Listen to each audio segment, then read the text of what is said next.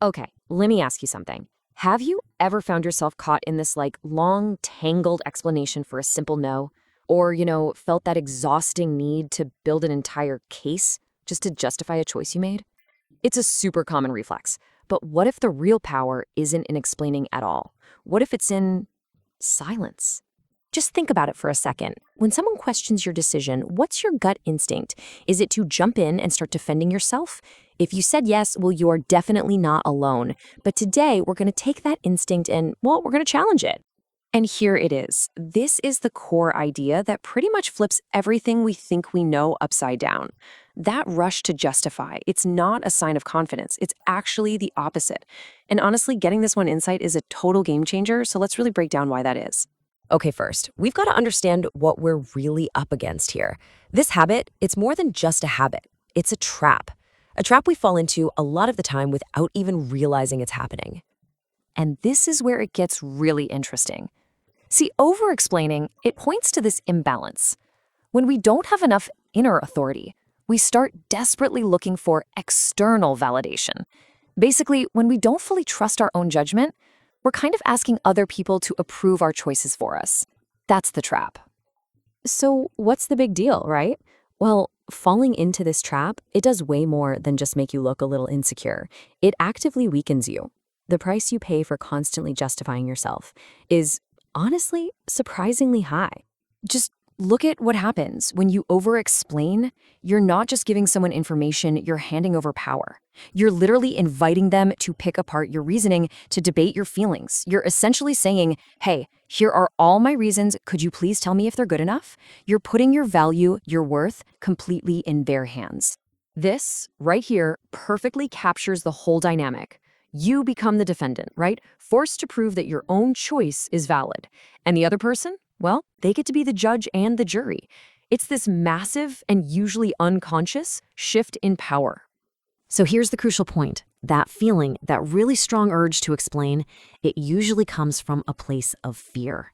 Fear of being judged, fear of being misunderstood or disliked. And the more we operate from that place of fear, the more we shrink our own presence and authority. All right, so if over-explaining is the trap, then how in the world do we get out? Well, the way out is a little counterintuitive, but it is so powerful. We have to start reframing silence, not as weakness, but as a genuine form of emotional mastery. This chart really lays it all out, doesn't it? On one hand, you've got that knee-jerk reaction. It feels good for a second, right? Because it feeds our ego's need to be right, but it almost always leads to regret later. On the other hand, intentional silence. That creates space between what happened and how you respond. And in that little bit of space, that's where emotional maturity is born. Here is a super practical tool you can use right in the heat of the moment. Just shift your internal question. Stop asking, how do I win this argument? And start asking, what protects my peace? I guarantee you, the answer is rarely a 5-minute defensive monologue. Now, this isn't about just disappearing or being passive. It's about shifting the way you communicate who you are. Instead of using words, you use something that's way more powerful. Let's talk about letting your actions do the talking. I mean, think about it. Words are kind of flimsy, right? Anything you say can be debated, it can be misunderstood, it can be twisted. But a pattern of behavior, over time, that is undeniable. It's basically the data of your character. It doesn't need a verbal defense because it just stands on its own.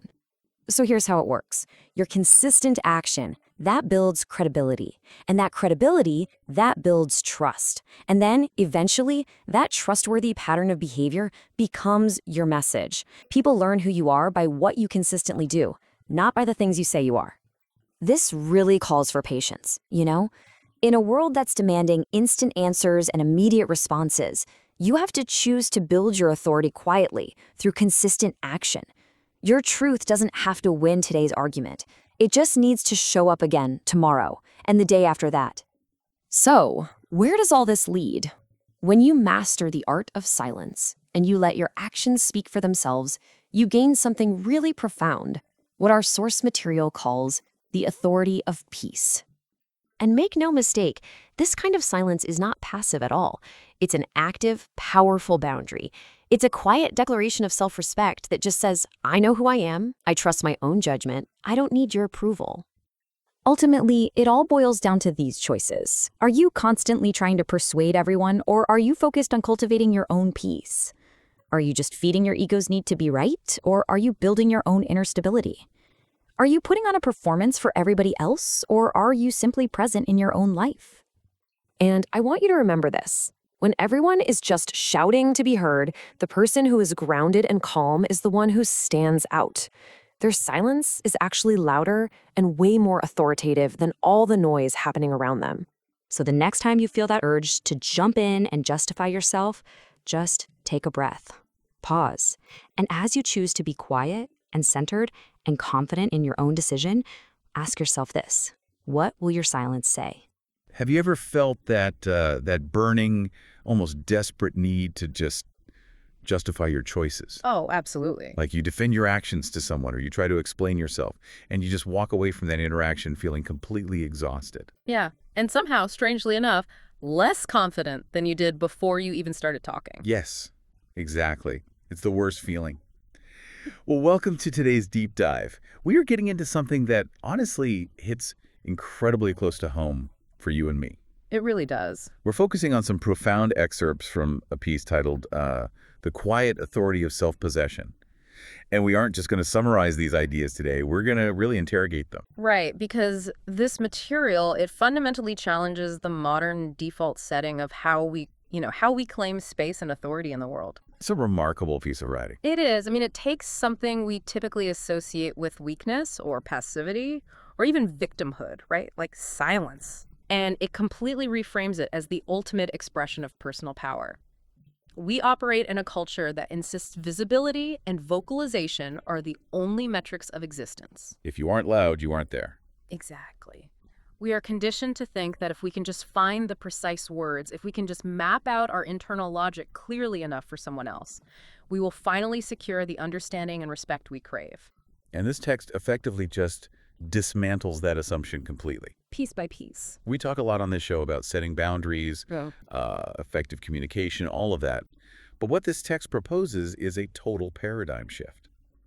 Our mission today is to unpack a highly counterintuitive premise. And that premise is that the urge to constantly explain yourself actually stems from a profound well of insecurity, not strength. Right. True confidence, according to this framework, doesn't rush to the podium to prove itself. It stands grounded in silence. And to be clear right out of the gate, we are not talking about becoming a doormat. No, not at all.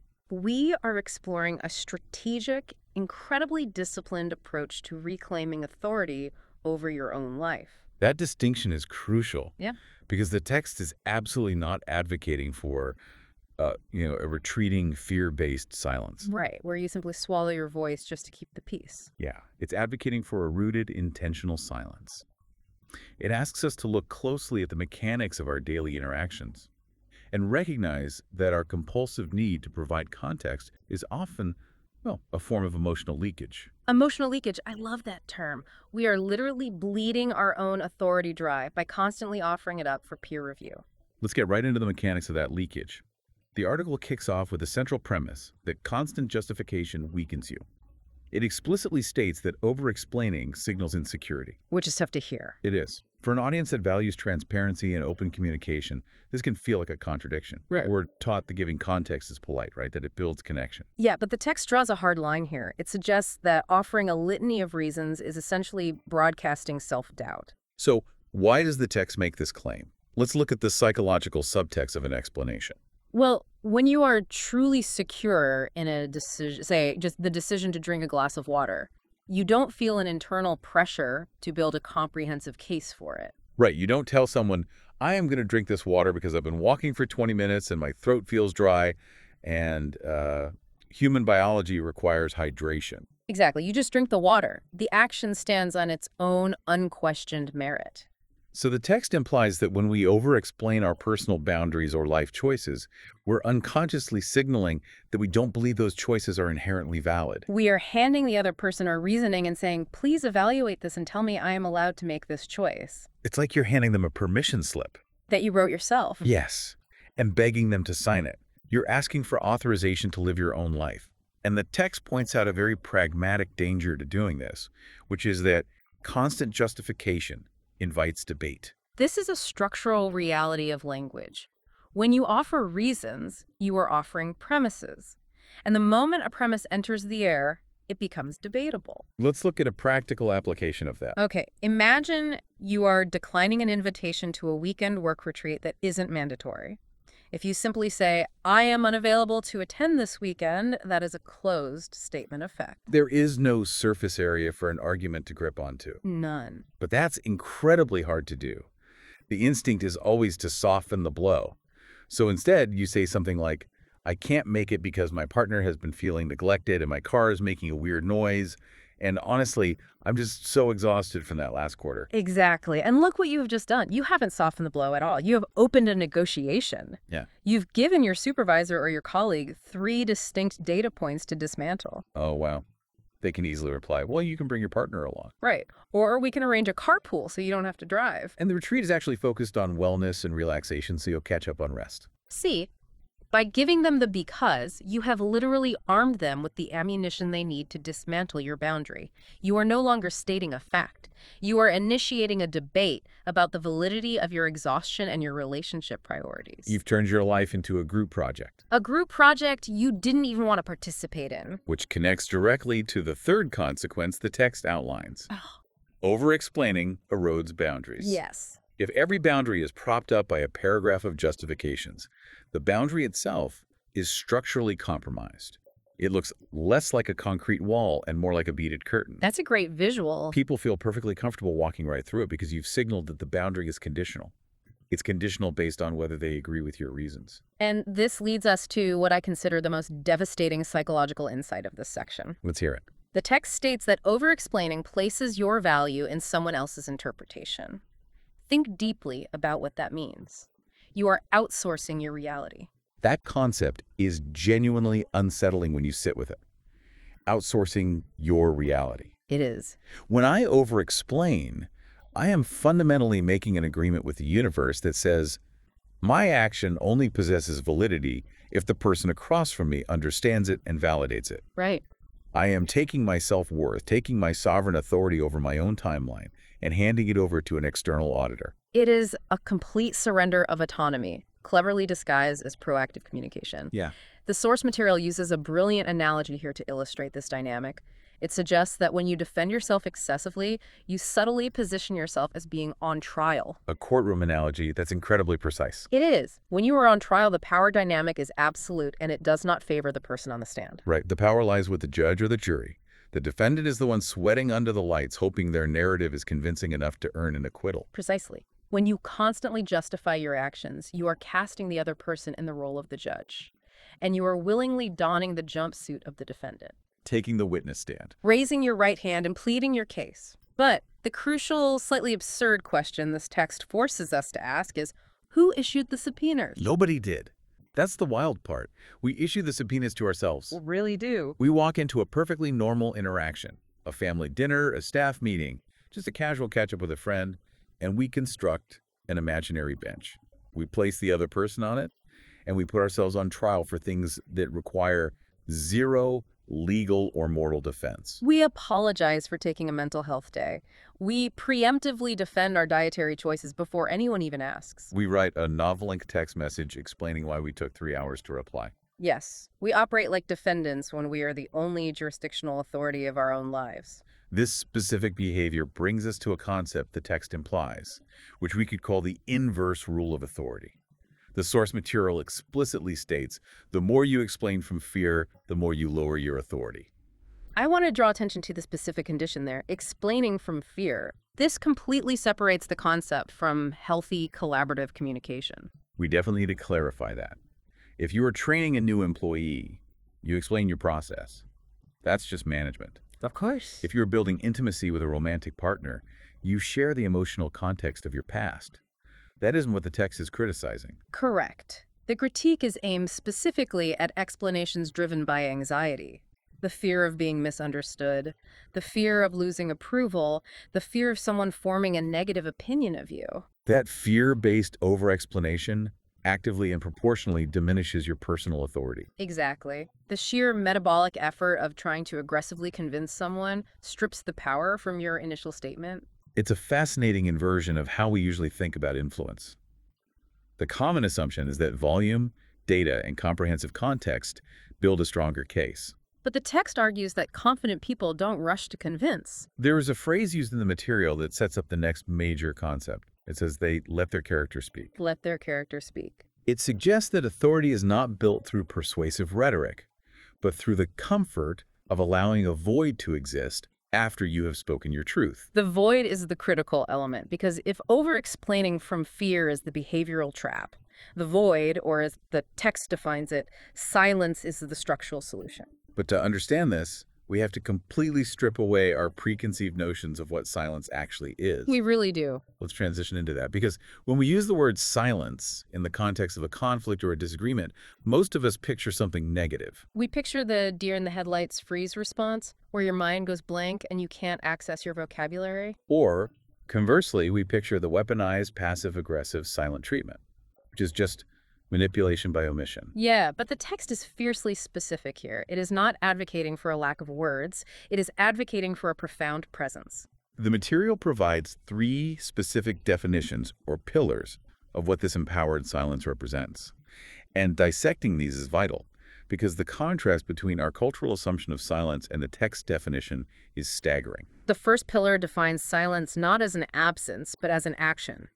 Self-control over reaction. Let's dig into the anatomy of a reaction. A reaction is usually a visceral, knee-jerk defense mechanism. Someone questions your choice or raises a skeptical eyebrow, and the immediate physiological response is to start listing your justifications. Just to neutralize their skepticism. Right. The text contrasts that automatic reflex with deliberate self-control. A reaction bypasses your higher reasoning. It is the nervous system attempting to immediately eliminate a perceived social threat. Yeah. Self-control, however, is the deliberate, often uncomfortable choice to hold back. It is feeling the kinetic energy of a defense bubbling up in your chest, feeling the words forming on your tongue, and making an executive decision to close your mouth. When you choose silence as self-control, you are proving to yourself, not just to the other person, but to your own psyche, that your impulses do not dictate your behavior. You are wedging a space between the stimulus of their doubt and the response of your behavior. But I want to play devil's advocate for a moment here. Because in a heated moment, how do we practically differentiate this empowering silence from stonewalling? That's a fair question. If my partner expresses frustration about a decision I made, and I just sit there in silence under the guise of self-control, isn't that just emotionally abandoning the conversation? That is an excellent point of friction to explore. The difference lies entirely in the internal state and the ultimate intention. Okay. Stonewalling is a punitive action. It is a refusal to engage meant to punish the other person or to exert control by withholding. It is an aggressive act wearing the mask of passivity. Right. Stonewalling is saying, I'm punishing you. Exactly. The silence the text describes, self-control over reaction, is an internal regulatory mechanism. You aren't ignoring the person. You are actively refusing to let your own anxiety drive the conversation into a ditch of defensive justification. That makes a lot of sense. You can still be entirely present, maintaining eye contact, listening deeply, but simply choosing not to take the bait of a defensive spiral. You might eventually speak, but it will be from a grounded place, not a reactive one. It's the difference between building a wall to keep someone out and dropping an anchor so you don't get swept away by the current of their anxiety. That's a perfect way to put it. This brings us to the second pillar the text provides, which defines silence as inner authority over validation. We touched on this when discussing the outsourcing of reality. Validation is the external gold star. It is the psychological relief we feel when someone else looks at our reasoning and says, yes, that makes sense. You are justified. You are good. We are conditioned from early childhood to seek this. You do your homework, you get a sticker. You follow the rules, you get praise. And as adults, we just swap the stickers for social agreement. We explain our career changes, our breakups, our financial choices, desperately hoping our peers will give us the adult version of a gold star. But the text demands we abandon that sister entirely. Silence, in this context, is choosing to rely on your inner authority. It's utilizing your internal compass instead of constantly asking the crowd for directions. You know the data points that led to your decision. You know the values that underpin it. The text argues that this internal knowing must be sufficient. The practice of this second pillar forces a very confronting realization. When you stop explaining yourself, you immediately realize how much of your daily communication was actually just a covert plea for permission to exist exactly as you are. By remaining silent, you are signaling to your own brain, my authority over my timeline is absolute. It does not require a cosigner. It does not need to be peer-reviewed to be true. Which is incredibly empowering, but also terrifying because it leads us directly to the third and, frankly, the most brutal pillar. Let's get into it. The text defines silence as emotional discipline over ego. And let's be honest, the ego absolutely despises silence. Oh, it hates it. The ego functions like an overly aggressive PR firm that lives inside your head. It wants to manage your image perfectly. It screams to be right. It feels a desperate existential need to be correctly perceived by everyone at all times. The ego's demand to be perfectly understood is a bottomless, unfillable pit. You could spend your entire life explaining your nuances, your background, and your intentions to someone, and they will still view you through the distorted lens of their own biases and experiences. That's so true. The ego believes that if it just finds the right combination of words, it can force the other person to adopt its preferred narrative. But the text pairs silence with emotional discipline. And discipline implies that this isn't easy or natural. Not at all. It is the capacity to sit in the white-hot discomfort of being misunderstood and realizing that you don't actually die from it. It's the profound discipline to look at someone holding a completely inaccurate, uncharitable opinion of you and deciding that it is not your full-time job to correct their perception. That is the crux of emotional maturity right there. Can you survive the discomfort of someone else's wrongness without trying to fix it for them? Oof, that's a hard question. When you utilize silence as emotional discipline, you are subjugating the ego's frantic need for control. You are accepting that true worth is entirely self-contained. It does not degrade just because it lacks an audience that claps. When we synthesize these three pillars, self-control, inner authority, and emotional discipline, the text delivers a core philosophical shift that underpins this entire framework. It states verbatim, when you stop explaining, you stop giving others power over your worth. That sentence alone is worth the price of admission. It really is. It acts as the fulcrum for the entire concept. We spend an inordinate amount of time feeling like victims of other people's judgments, critiques, and misunderstandings. But this text brutally forces us to examine our own complicity in that dynamic. By constantly offering up our explanations, we are the ones voluntarily laying the cables that transmit that power. Yeah. Silence is the act of taking the scissors and cutting the cord. It's a brilliant way to conceptualize it. If you do not offer a defense, the other person simply has no material to work with. They have no premises to debate, no justifications to invalidate, and no apologies to accept or reject. You have unplugged their controller. Exactly. They can keep mashing the buttons, getting angry or confused that you aren't justifying yourself, but your character on the screen isn't dancing for them anymore. You contain your worth entirely within the perimeter of your own being. However, a very practical and deeply biological question arises here. Okay, what is it? A listener engaging with this material might reasonably think, this sounds incredibly stoic and powerful in theory, but what happens to the emotion? If I am triggered, if I feel the deep injustice of being misunderstood, and I force myself to be silent, aren't I just suppressing my feelings? Aren't I just swallowing a toxic amount of stress that is going to manifest as resentment or an ulcer? That is the exact question I had when I first read through the material. It feels like we are advocating for emotional repression. But the text anticipates this. It does. It addresses it with a definitive clarifying statement. It says, silence isn't suppression, it's awareness. This distinction is the difference between a coping mechanism and genuine emotional mastery. Let's dissect the profound difference between suppression and awareness. Please do. Suppression is rooted in denial. It is the act of feeling anger, defensiveness, anxiety, and forcefully shoving it down into the dark, pretending it doesn't exist. It is tightening your jaw, crossing your arms, and internally screaming while externally projecting a false calm. Yes. Suppression takes an enormous amount of physiological energy to maintain. And as you noted, it eventually leaks out as resentment or passive aggression. So how does the silence advocated by the text operate differently? Silence of awareness is an act of acute, almost clinical observation. You are fully experiencing the emotional wave, but you are not letting it hijack your motor functions. You feel the heat rising in your chest. You feel the frantic urge to open your mouth and defend yourself. You hear your ego screaming, tell them they're wrong. But instead of obeying those internal commands, you simply watch them happen. You become the observer of your own trigger. Exactly. You allow the emotion to exist within you without requiring it to be externalized as an explanation.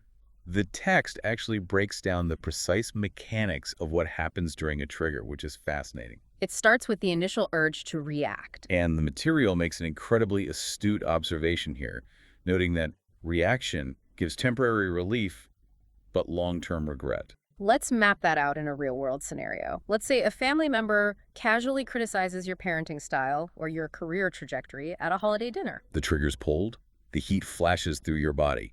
The urge to react is overwhelming. And if you give in to that urge, what happens? You launch into a rapid-fire defense. You cite articles, you explain your philosophy, you might even counterattack. And in that precise moment, as the words leave your mouth, there is a distinct physiological payoff. You experience a rush of adrenaline and a sudden discharge of anxious, pent-up energy. It masquerades as power. You feel like a warrior defending your territory. But the half-life of that feeling is incredibly short. The temporary relief evaporates in about 30 seconds, and then the long-term regret sets in. You realize you've just raised the temperature of the entire room. You've given this casual, perhaps ignorant comment far more weight than it deserved by aggressively engaging with it. You sound defensive, your heart is racing, and you feel entirely depleted. You lost your center. That temporary relief is a biological trick. It is the amygdala, the primitive, threat-detecting center of the brain, demanding action to neutralize the perceived danger. To the amygdala, a threat to your ego feels identical to a physical threat to your life. It demands that you fight back or flee. By immediately jumping to over-explanation, you are obeying the amygdala. You are acting out of an ancient fear response. This is where the text introduces the antidote, the critical mechanism of change. The pause. It states that silence creates space between emotion and action. This isn't just a poetic metaphor. This is applied neurobiology. When you are triggered, your amygdala is flooding your system with cortisol and adrenaline. By consciously choosing silence, you are forcibly inserting a wedge of time into an automated biological cascade. That wedge of time is arguably the most valuable real estate in the human psyche. It really is. When you refuse to immediately discharge the energy through a defensive rant, you are buying time for your prefrontal cortex to come online. And the prefrontal cortex is responsible for executive function, logic, and long-term planning. It is the part of the brain that can assess the situation and say, this family member's opinion does not actually threaten my existence. A defensive argument will ruin my evening. The most strategic move is to do nothing. The space between emotion and action is where all human freedom resides. If there is no space, you are just a biological machine reacting to inputs. Exactly. But the text makes a monumental claim about the long-term effects of practicing this pause. It doesn't just say it helps you win arguments or look cool. It claims that over time, choosing this aware silence actually strengthens your nervous system and reduces reactivity. Ultimately building a permanent, calm presence. We need to spend some time on this because it elevates the concept from a communication hack to a psychological transformation. Okay, let's break that down. The principle of neuroplasticity dictates that neurons that fire together wire together. Every single time you are triggered by a misunderstanding or a critique and you choose to react with a frantic verbal defense, you are heavily reinforcing a neural pathway of panic. You're training your nervous system. You are actively training your nervous system to believe that being questioned is an existential threat requiring immediate mobilization. Your baseline becomes highly reactive. You're greasing the groove of anxiety. Precisely. But the inverse is also true. Every time you feel that identical trigger, the heat, the racing heart, the urge to justify, and you successfully execute the pause, you are building a new neural pathway. You are sitting in the discomfort and surviving it. By remaining silent, you are providing your nervous system with empirical evidence that you are safe, even when someone misunderstands you. You are proving that the ego's alarms are false. Over time, through sheer repetition, this physically rewires your baseline state.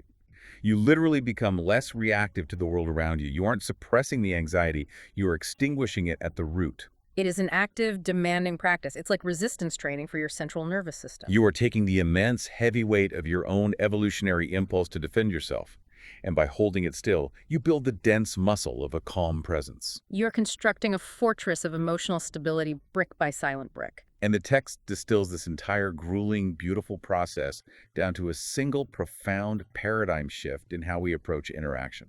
Instead of entering a dynamic asking, how do I win this moment? The text instructs us to ask, what protects my peace? That single reframing question changes the entire architecture of an interaction. The desire to win is, again, an artifact of the ego.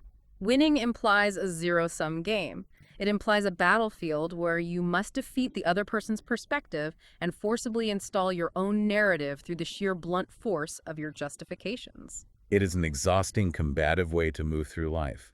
And ironically, it rarely succeeds in actually changing anyone's mind. Right, because even in the rare instance where you successfully back someone into a corner with your flawless logic and they concede the argument, you haven't really won. No.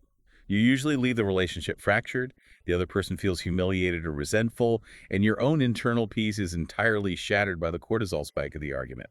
You won the battle and lost the war for your own well-being. But when your operational question becomes, what protects my peace, the calculus of the interaction undergoes a radical shift. Suddenly, convincing the other person of your righteousness is no longer the key performance indicator of success. Maintaining your own internal equilibrium becomes the absolute priority. And as you begin to apply this question, you will find that in the vast majority of conflicts, misunderstandings, or intrusive interrogations, the answer to what protects my peace is simply silence. It is the profound realization that engaging in a defensive theater production will cost you far more emotional currency than it could ever possibly return. Absolutely.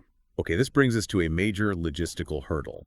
Let's move into the next phase of our deep dive, which explores the undebatable power of patterns. A listener fully tracking with us right now might say, I am on board, I am putting the ego aside, I am managing my amygdala, and I am embracing this empowered silence to protect my peace. But I still live in a society. Right. I still have a job, a family, and relationships. If I am no longer explaining myself, if I'm not using my words to provide context for who I am and what I value, how on earth do people know my truth? Am I just supposed to be an enigmatic cipher? It is the most natural objection to this philosophy. We rely so heavily on language to define ourselves that abandoning it feels like erasing our identity. But the text provides an incredibly elegant, airtight answer to this dilemma. It states, and I quote, words can be debated, patterns cannot. Words can be debated. Patterns cannot. That is devastatingly simple, but the implications are massive. Let's unpack the fragility of words first. As we discussed with the courtroom analogy, words are incredibly pliable. They can be misinterpreted, either accidentally or maliciously. They can be twisted out of context. They can be endlessly debated. You can tell someone, I am a deeply loyal person, but those are just sound waves. They carry no structural weight on their own. Exactly. The text is demanding a shift in the burden of proof. It lists exactly what consistency over time builds, offering 3 specific outcomes. It builds credibility, it builds trust, and it builds authority. Let's look at how consistency operates as a form of communication. Returning to your example, if you tell a friend, I am a loyal person, you are trying to verbally persuade them to adopt a specific image of you. They might believe you, or they might not, based on their own past traumas or cynicisms. But if you show up for them when they are in crisis, if you keep their confidences over years, if you defend their character when they aren't in the room, that pattern of behavior has an undeniable physical solidity to it. The pattern establishes the credibility without a single word of PR needed. The text notes that when your behavior aligns with your values, explanation becomes entirely unnecessary. When you rely on words, you are fundamentally acting as a salesman for your own personality, constantly pitching your virtues to the room. But when you rely on patterns, you simply inhabit your reality and you allow the world to observe it at their own pace. There is a beautiful, almost poetic phrase the material uses here. Your life becomes your message. It suggests a state of deep, quiet integrity. You don't need to draft a press release for your character if your daily actions are continuously broadcasting your core values. If you deeply value your physical health, you don't need to corner your friends at a dinner party and aggressively explain your new macronutrient protocol and why you are leaving at 9:00 p.m. to optimize your sleep architecture. Yes, you don't need to justify it. You just quietly drink your water, enjoy the conversation, and politely leave at 9:00 p.m. Your pattern of healthy choices, sustained over months, speaks volumes louder than a defensive monologue about your diet ever could. The actual lack of explanation, paired with the consistency of the action, makes the message infinitely stronger and more respectable. However, there is a crucial, agonizing nuance buried in this concept that we must extract and examine. The text explicitly states, truth doesn't need immediate validation. It reveals itself through consistency. The key word there is reveals, which implies a process over time. This introduces the absolute necessity of patience. And this is where the rubber meets the road, because patience is incredibly difficult in our current cultural climate. We live in an era optimized for instant gratification. If someone holds a misconception about us, if they think we are flaky or selfish or unqualified, every fiber of our modern programming screams at us to clear it up right this second. We want to send the long email setting the record straight. The idea of biting our tongue and waiting for our silent patterns to slowly, methodically prove them wrong over a span of months feels like torture. We crave the immediate hit of dopamine that comes from hearing them say, "Oh, my apologies, I see your perspective now." But that immediate dopamine hit of verbal validation is precisely what the text requires you to sacrifice if you want to build lasting, unshakable authority. Patience is the necessary bridge you must cross between the initial painful misunderstanding and the ultimate undeniable revelation of your character. It requires immense emotional discipline, tying back to our earlier pillar, to let an inaccurate conception of you hang suspended in the air, choosing to trust that the gravity of your consistent actions will eventually pull it down. Words demand immediate attention and offer immediate, though fragile, relief. Patterns demand agonizing patience. But as the text argues, the truth revealed by a pattern is impenetrable. I love thinking about it like the difference between painting a landscape and growing a garden. You can paint a picture of an oak tree in a couple of hours. You can hold it up to everyone and say, look, I made a tree, acknowledge my tree. That's what over-explaining is like. It's fast, but it's two-dimensional and fragile. But planting an acorn and growing an actual oak tree takes seasons. It takes years of silent, invisible work underground. It requires incredible patience. But once that tree is fully grown, it has a massive root system. No one can debate its existence. A storm can't blow it away. That is what a pattern of behavior is. It is deeply rooted and undeniably real. That is a highly accurate visualization of the process, and it serves as a perfect transition into the social and relational implications of this practice. Because adopting this quiet authority does not occur in a vacuum. You are fundamentally changing the rules of engagement, and the world will react to your sudden refusal to play the over-explaining game. The text frames this silence as the ultimate form of self-respect. It acts as a definitive boundary that simply broadcasts the message, I know who I am. I know who I am. Let's just sit with the weight of that statement. When you stop providing all the auxiliary data, the justifications, the defensive context, you are establishing an ironclad perimeter around your sense of self. You are politely but firmly declaring that your identity, your worth, and your decisions are no longer up for public committee review. But the text gets incredibly analytical here, which I found fascinating. It maps out a dual outcome scenario regarding how the people in your life will react when you establish this boundary. It states that this quiet authority acts as an automatic filter for relationships. Let's look closely at outcome 1. The text says, those who respect you grow closer. Why does this happen? Why does silence breed intimacy in this scenario? It happens because emotionally healthy individuals are fundamentally drawn to stability and authenticity. When you are trapped in the cycle of over-explaining, you are constantly emitting a frantic, anxious, slightly desperate energy. You are asking the other person to carry the cognitive load of validating your life. When you stop and you drop into that grounded silence, that anxious static clears from the air, you become deeply grounded. People who genuinely respect you will instinctively feel that newfound security. They will appreciate the absence of drama and defensive maneuvering. They are no longer burdened with the job of being your emotional auditor, which allows the relationship to deepen organically. It becomes based on mutual, relaxed respect, rather than a tiring cycle of anxiety and reassurance. That is such a beautiful outcome. You stop exhausting your friends with your insecurities, and they naturally want to be around you more. It clears the air. But then we have to look at outcome 2, which is where the friction and, frankly, the drama occurs. The text states, those who seek control grow uncomfortable. This is a profoundly perceptive observation. I want to push on this a bit. Why does your sudden boundary of silence make a controlling person squirm? Shouldn't they be happy you aren't arguing with them? You'd think so on the surface, but you have to understand the mechanics of control. Controlling, manipulative, or highly insecure people rely entirely on your over-explanation as the raw material for their manipulation. Think back to our courtroom analogy. A controlling person desperately wants to be the judge. They derive their sense of power by keeping you on the witness stand, sweating and explaining. When you justify yourself, you are handing them the exact friction they require to operate. You are giving them premises to dismantle, weaknesses to exploit, and a relational dynamic where they are elevated as the ultimate arbiter of your reality. Wow. So by over-explaining, you are essentially feeding the beast. You are providing the psychological supply they need to maintain dominance. Precisely. And so when you suddenly offer silence, when you state your boundary like, I won't be able to loan you that money, and you simply stop talking, you are starving them of that supply. You are refusing to deal them any cards. A controlling person quickly realizes they have no leverage. Nothing to push against. Their standard arsenal of tactics, the debate, the guilt-tripping, the circular logic, the interrogation, suddenly falls completely flat against the smooth, impenetrable wall of your quiet authority. And that loss of traction must be terrifying for someone who relies on control. I think many of us have experienced what happens next. The moment you stop justifying yourself to someone like this, they don't just accept it.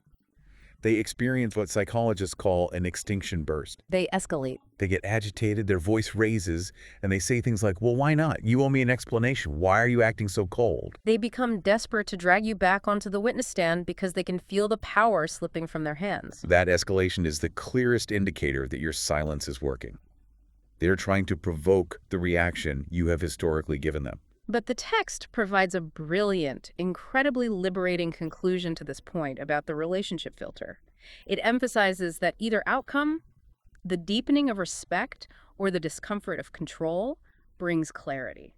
This is a monumental reframe for anyone who struggles with people-pleasing. We are so conditioned to view the distancing or loss of any relationship as a personal failure. We think, oh no, they're mad at me, I set the boundary wrong, I need to fix it. But the text is telling us that if your quiet, grounded authority causes a controlling or manipulative person to retreat from your life or throw a tantrum and walk away, that is not a failure.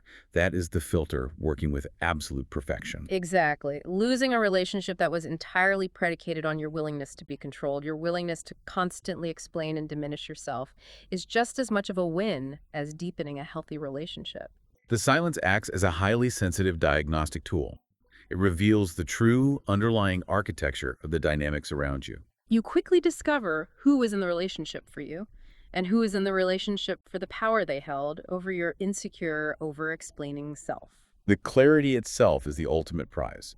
It is a harsh, unsparing filter, but an absolutely necessary one if you want to build a life surrounded by genuine respect. And this brings us to the final section of our deep dive, where the text synthesizes all these psychological, neurological, and social elements into what it aptly titles the modern superpower. It pulls everything together to clarify that this practice of silence is fundamentally about the mastery of your voice, not the withdrawal of your presence. The distinction between mastery and withdrawal cannot be overstated. Withdrawal implies a defeatist posture. It implies you have been beaten down by the world, you are hiding in your shell, and you are simply too afraid to speak or engage.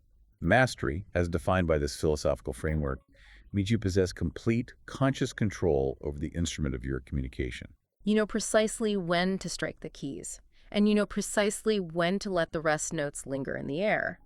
You choose silence not out of a fear of conflict, but from a position of unassailable, grounded strength.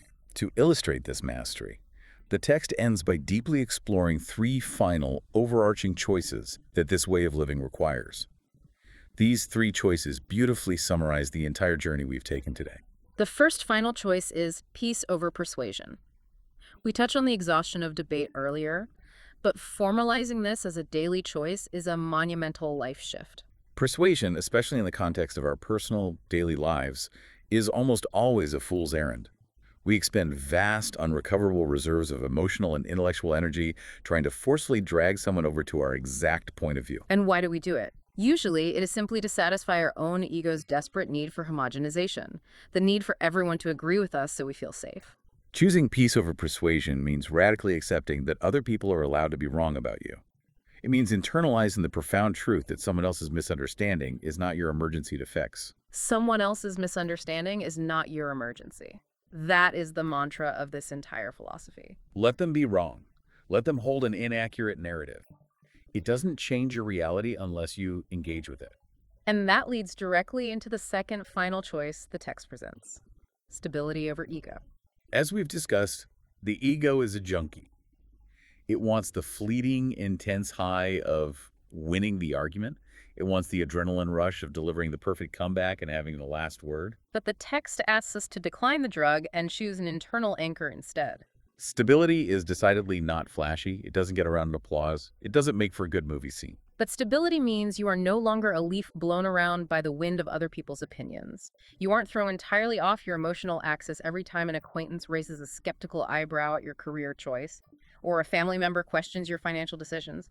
You remain centered. And building that unshakable stability allows you to finally make the third and most rewarding choice the text outlines: presence over performance. I think this speaks directly to the deep spiritual exhaustion we highlighted at the very beginning of this deep dive. Over-explaining is, at its core, a theatrical performance.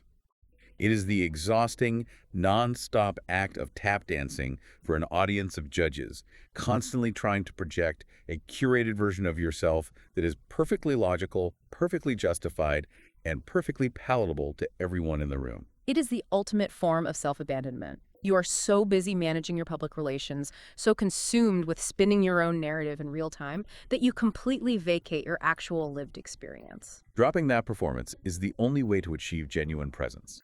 When you are no longer mentally drafting your defense strategy while the other person is talking, you can actually hear what they're saying. You can engage with the raw, unfiltered reality of the present moment rather than living entirely within the anxiety of how that moment is being perceived and judged. This realization hits with incredible force when we look at the text's final, striking observation. The piece concludes with this powerful thought: in a world addicted to noise, silence becomes rare power. I want to deeply reflect on that phrase, addicted to noise.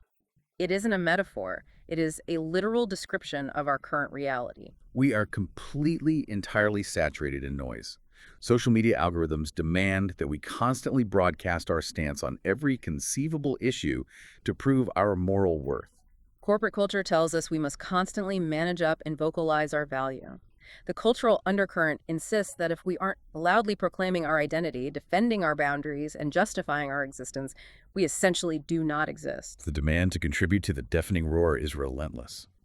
In that specific historical and cultural context, the text is framing this empowered silence as the ultimate act of modern rebellion. When the entire globe is screaming for attention, frantically demanding external validation, and engaging in endless, zero-sum circular debates, the individual who has the capacity to stand completely still and quiet is the one who ultimately commands the room.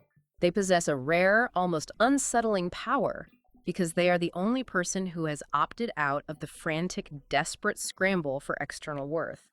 They have recognized the noise addiction for what it is, and they have walked away from the casino. It's exactly like that. It's as if everyone around you is furiously trading this volatile, worthless currency of opinions and validations on the trading floor, screaming at the top of their lungs, and you have simply decided to walk out the double doors, out of the market entirely, because you already have the gold secured in your own private vault. You don't need to trade. That is the rare, unassailable power the text is pointing us toward. We have covered an immense amount of psychological ground today. Let's do a comprehensive recap to solidify these concepts before we wrap up. We started by dismantling the trap of the on-trial mentality, exploring how the desperate urge to over-explain stems from deep insecurity, effectively handing our personal authority over to the interpretation of others. From there, we radically redefined the concept of silence. We moved it away from passivity and defined it through the three pillars: self-control over our knee-jerk reactions, relying on inner authority over external validation, and choosing emotional discipline over the ego's frantic need to be perfectly understood. We also took a hard look at the neurobiology of this practice, examining how inserting a deliberate pause between a trigger and a reaction prevents an amygdala hijack, physically strengthening the nervous system over time to build a baseline of calm presence. We then tackled the practical dilemma of how to communicate without over-explaining, discovering the undebatable power of patterns. We explored how consistent behavior builds credibility and trust far more effectively than words ever could, demanding the discipline of patience to let our lives become our message.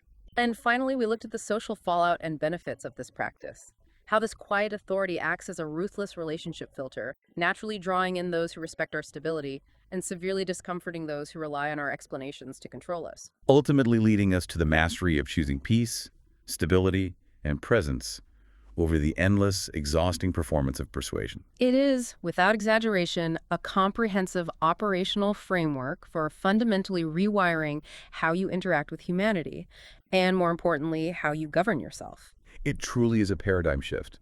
And I want to remind you, listening right now, of the ultimate, deeply personal goal of everything we synthesized from this text today. The goal is the total reclamation of the power over your own worth. It is the conscious decision to step down from that imaginary witness stand. You do not owe the world a constant, running explanation for your existence, your boundaries, or your joy. Your authority is inherently yours to keep, and very often, the most powerful, impenetrable way to guard it is to look the world in the eye and simply say nothing at all. As we conclude this deep dive, I want to leave you with a final, perhaps slightly confronting thought to mull over, building upon the core truths of the source material we've explored. The text clearly shows us that empowered silence acts as a brilliant filter, removing the noise and the friction of those who seek to control or diminish us. But as you bravely step into this quiet authority and the external noise fades, consider this. What internal insecurities of your own might suddenly become audible in that newfound silence? When you finally strip away the exhausting habit of using noise to convince the world of your worth, you are left entirely alone with yourself. You can no longer hide behind your explanations. And it is in that precise, quiet space that the real, profound work of self-acceptance truly begins. Wow. Left alone with yourself. No more PR, no more defense strategies, just you. Yeah. That is a heavy, powerful place to end, and an incredible place to begin the real work. Thank you so much for investing your time and joining us on this deep dive. It has been an absolute privilege to unpack these transformative ideas with you. Remember to protect your peace, let your patterns speak for themselves, and we will catch you next time. Welcome to the debate. Today, we are examining the text, The Quiet Authority of Self-Possession. We'll be looking closely at the source material's central premise, which proposes a rather challenging idea. It argues that the desperate need we often feel to constantly explain ourselves actually originates from insecurity rather than strength. And conversely, that true unshakable confidence is fundamentally grounded in silence. Yeah, it's a fascinating dilemma, really, regarding how we communicate our boundaries, and our worth, for that matter. Because the central question we really need to wrestle with today is whether this refusal to explain oneself is actual emotional mastery, or if it's just a highly sophisticated form of withdrawal. Right. I represent the position that relinquishing the need to justify yourself, stepping off the defense stand, is the ultimate form of self-respect and emotional discipline. Because explaining inherently cedes power to others' interpretations. And I represent the perspective that while avoiding fear-based justification is obviously valuable, the text's absolute reliance on silence and long-term behavioral patterns inadvertently surrenders your voice under the guise of choosing peace over persuasion. So, to understand why it is mastery and not withdrawal, we really have to look at the mechanics of interpersonal dynamics exactly as the text lays them out. The source material argues that constant justification subtly positions an individual as being, on trial. Think deeply about what happens in a courtroom when you are on the stand. You are entirely at the mercy of the jury's interpretation, you are pleading a case, you're presenting evidence, and ultimately, you're hoping to be validated by an external authority. The text asserts that when you defend yourself excessively in daily life, you replicate this exact dynamic. You take your intrinsic value, place it into someone else's hands, and ask them to judge it. By choosing not to explain, you strip the other person of that judicial power. Silence, in this framework, is an active demonstration of inner authority. Confident people do not rush to convince. They allow their character to speak. They recognize that rushing to explain signals insecurity, invites unnecessary debate, and ironically erodes the very boundaries they are trying to protect. I have to push back on that specific courtroom analogy right out of the gate. And really, the text's underlying assumption about what an explanation actually is. I completely agree that reacting from a place of deep insecurity, frantically defending yourself, absolutely lowers your personal authority. The author specifically says the more you explain from fear, and discusses defending yourself excessively. That fear-based over-explaining is a very real phenomenon. But extending that logic to suggest that all explanation is an ego-driven plea to a jury it's a massive leap. It risks categorizing basic acts of persuasion or even honest attempts at clarification as inherent insecurity. But where do we draw the line between honest clarification and a plea for validation? The text suggests that the line is crossed the exact moment you feel an internal urgency to control how the other person perceives you. Let's ground this in reality, though.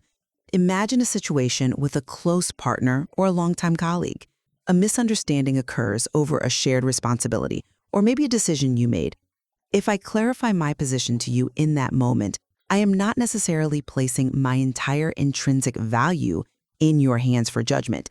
I might simply be trying to bridge a gap in understanding so we can actually move forward. Seeking to be understood does not inherently mean I am putting myself on trial. Often, it means I value the relationship enough to participate in the shared reality of language. If we view every explanation as a concession of power, we are assuming a highly adversarial, almost combative view of human interaction, where everyone is constantly trying to dominate everyone else. See, I think that interpretation misses the structural dynamic the text is pointing out. Even if you believe your explanation is a generous act of bridging the gap, the structural reality of the exchange remains the same. When you attempt to bridge that gap with immediate verbal justification, you're operating under the assumption that the gap must be closed right now and that words are the only tool to do it. The text argues that this specific rush to clarify is exactly what weakens you. It explicitly notes the more you explain from fear, the more you lower your authority. You are presenting your reasoning for approval. If the other person decides your explanation isn't good enough, what happens? You either have to explain further, digging a deeper hole of insecurity, or you walk away frustrated. By choosing silence from the outset, you reclaim the role of the judge for yourself. You decide that your reality does not require a cosigner to be true. You bring up the rush to clarify, and I think that leads us directly into why we feel the need to do that in the first place, the underlying physiology of a triggered reaction. The text places heavy emphasis on how silence creates a necessary space between emotion and action. And on a biological level, I completely validate the value of creating that space. Pausing to regulate yourself and build emotional maturity is undeniably sound advice. Exactly. Let's really unpack the nervous system aspect of this, because it's central to why the text advocates for silence. When we feel misunderstood or falsely accused, our brain doesn't cleanly distinguish between a social threat and a physical threat. The amygdala fires up, the sympathetic nervous system floods your body with adrenaline and cortisol. The overwhelming urge to explain, to correct the record, is quite literally a fight or flight response. You are trying to fight your way out of a perceived social exile. The text astutely observes that giving into this reaction offers only temporary relief, but long-term regret. By choosing silence, you are essentially forcing your parasympathetic nervous system to take the wheel. You are sending a biological signal to your own body that you are safe without needing to win the argument. It shifts the internal dialogue. Instead of asking the highly anxious, ego-driven question, how do I win this moment? The self-possessed individual asks, what protects my peace? This is why silence isn't just an absence of words. It's a profound, active choice of emotional discipline. Right, and the physiological mechanism of taking a pause is brilliant. Engaging the parasympathetic nervous system to lower your heart rate and prevent an amygdala hijack is crucial. My contention, however, is with the text's assertion that this silence should essentially transition from being a temporary regulatory space to being the terminal point of the interaction. The material notes that silence filters relationships, suggesting that those who seek control grow uncomfortable when you meet them with silence. But think about what that looks like in practice.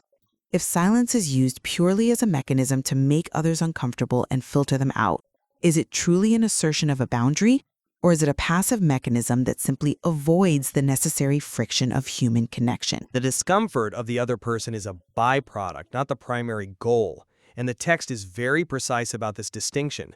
The boundary of silence is a statement that says, I know who I am. It isn't a passive-aggressive tool used to punish the other person. It is a profound centering of the self.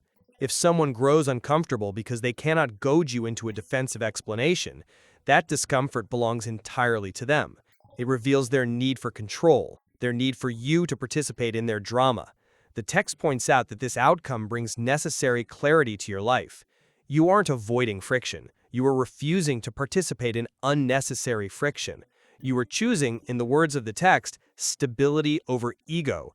You are letting them sit with their own dysregulation rather than taking it on yourself. But by entirely removing your voice from the equation as a permanent strategy, you are essentially stonewalling under the banner of emotional mastery.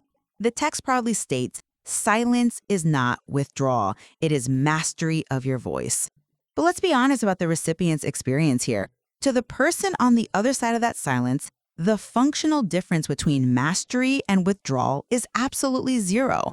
Let's look at a marriage, for example. If one partner brings up a difficult concern, and the other partner simply goes silent to protect their peace and engage their parasympathetic nervous system, the partner who spoke up just feels abandoned. If you refuse to engage, you aren't just protecting your internal stability.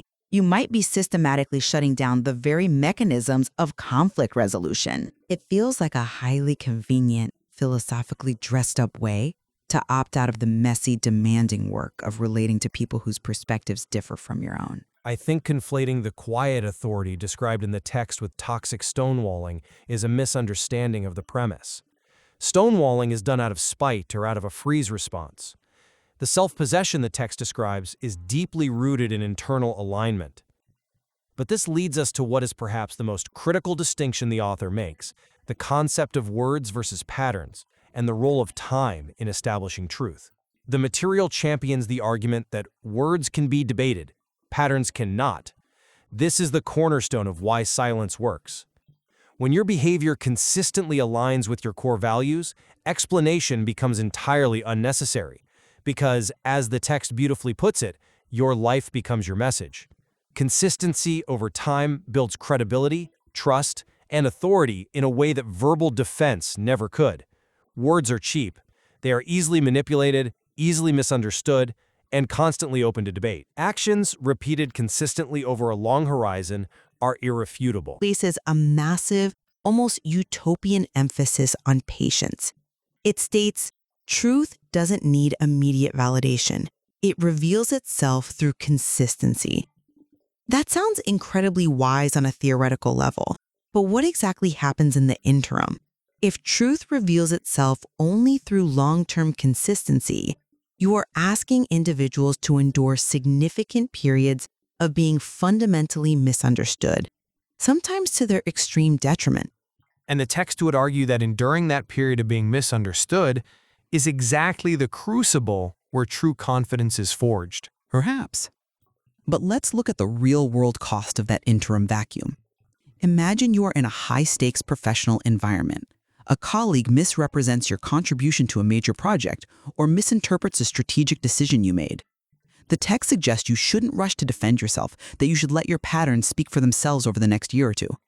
In the real world, you might lose your job, your funding, or your team's trust before your patterns ever get the chance to vindicate you. That interim vacuum is dangerous. Choosing stability over ego is a noble ideal, but we live in a practical reality where immediate clarity is sometimes strictly required. Relying entirely on consistency over time leaves a massive vacuum in the short term, and human beings abhor a vacuum. They will fill that silence with their own anxieties, assumptions, and biases. The text absolutely anticipates that exact anxiety, the desire for immediate clarity, the fear of the interim vacuum you just described. That is exactly what the author diagnoses as an addiction to noise. We want real-time validation because sitting in the tension of being misunderstood is deeply uncomfortable for the ego. But that discomfort is exactly where emotional discipline lies. The text argues that choosing presence over performance means giving up the desperate performance of proving your character in real time. If you truly know who you are, as the text frames the ultimate boundary of silence, then being temporarily misunderstood shouldn't threaten your core stability. Your authority is derived from your internal alignment, not their immediate comprehension. Furthermore, if a colleague is determined to misrepresent you, offering a frantic verbal defense often just gives them more ammunition to debate you. When the text says, words can be debated, Patterns cannot. It is pointing out the absolute futility of trying to debate your way into someone's respect. I absolutely recognize the futility of trying to force someone to respect you. But there is a middle ground that the text ignores. The text posits a strict binary. Either you are quietly self-possessed and letting your life be your message, or you are insecurely seeking validation and putting yourself on trial. It leaves almost no room for the confident, articulate individual who uses explanation not from fear, but from a genuine desire to collaborate, to teach, or to reach consensus. But does the text actually forbid collaboration? I don't read it that way at all. It is specifically targeting the need to constantly explain oneself, the urge to defend oneself excessively. It is distinguishing between a simple, grounded statement of fact and a desperate plea for external validation. You can state your position clearly once, and then allow silence to do the heavy lifting. You don't have to engage in the endless back and forth of justification. That assumes the first explanation is perfectly received, which is rarely how human communication works. Misunderstandings are natural. If we completely devalue the role of follow-up persuasion and clarification, we are giving up one of the most vital tools of human cooperation. Relinquishing the tool of persuasion entirely requires an immense amount of patience, yes, but it also risks alienating allies who simply need to know where you stand today, not where your patterns will prove you stood 5 years from now. By insisting that truth doesn't need immediate validation, the text places an unrealistic burden on the people around you to simply wait and observe, rather than engaging in the dynamic, real-time exchange of ideas that actually builds intimacy and trust. It's a profound shift in perspective, certainly. It demands that we trust our actions more than our rhetoric. When you think about the sheer amount of cognitive load we spend every single day drafting mental rebuttals, anticipating criticisms, and formulating explanations for choices we have every right to make, it's exhausting. The text is offering a way out of that exhaustion. It argues that this cognitive load is self-imposed because we have fundamentally tied our sense of safety to being perfectly understood by everyone at all times. The exhaustion is real. I won't deny that. The cognitive load of modern communication, where everyone feels the need to have a defensible stance on every single action, is staggering. And I think the text's critique of that specific phenomenon is its strongest point. When your primary goal in a conversation is to manage someone else's perception of your worth, you have already lost your center. The text is absolutely correct that placing your value into someone else's interpretation, treating every interaction like a cross-examination, is a dangerous game that inevitably leads to burnout and eroded sense of self. Which brings us to a significant point of convergence. Despite our different approaches to the practical limits of this philosophy, it seems we both recognize the foundational truth the author is driving at. We both agree that defending oneself excessively, driven by a desperate need for external validation, fundamentally diminishes one's inner authority. When communication is driven by fear, it ceases to be communication and becomes a performance of the ego. We do agree on that. The instinct to over-explain is almost always rooted in a lack of internal safety. My caution simply remains focused on the application. While mastering emotional reactivity and avoiding the trap of putting oneself on trial is undeniably crucial, we must carefully navigate how we employ this silence. Relinquishing the tool of persuasion in favor of relying solely on long-term patterns is a luxury that not every situation affords. In critical, high-stakes moments, relying strictly on silence risks causing you to be dangerously misunderstood and can inadvertently mimic the very withdrawal the text explicitly warns against. There is a profound difference between the quiet authority of knowing your worth and the abdication of your responsibility to communicate it when necessary. And I would summarize the strength of the material's central argument precisely in its challenge to that perceived necessity. In a world that is completely addicted to noise, where everyone is constantly broadcasting their justifications, presenting their evidence, and demanding validation from the crowd, silence is a rare and highly disruptive power. Embracing the quiet authority of self-possession means looking in the mirror and recognizing a hard truth. The urgency we feel to explain ourselves often stems directly from our own insecurity. True emotional discipline is found in the ability to sit with the extreme discomfort of being misunderstood, resting in the knowledge that your patterns will ultimately speak louder and truer than your words ever could. It is about actively choosing peace over persuasion and grounding yourself in presence over the endless, exhausting performance of defending your ego. It certainly challenges the default mode of how most of us operate, demanding a level of internal fortitude that is rare to see in practice. It forces a deeply uncomfortable audit of why we say the things we say. It absolutely does. And with that, we leave you, our listeners, to reflect on your own patterns of communication. Consider the last few times you felt the burning urge to justify your actions. Were your explanations in those moments truly tools for shared understanding, or were they subtle, fear-based bids for validation? We invite you to deeply consider the complex power of silence explored within this material and to imagine the profound sense of authority that might be waiting for you when you finally decide you no longer need to explain yourself.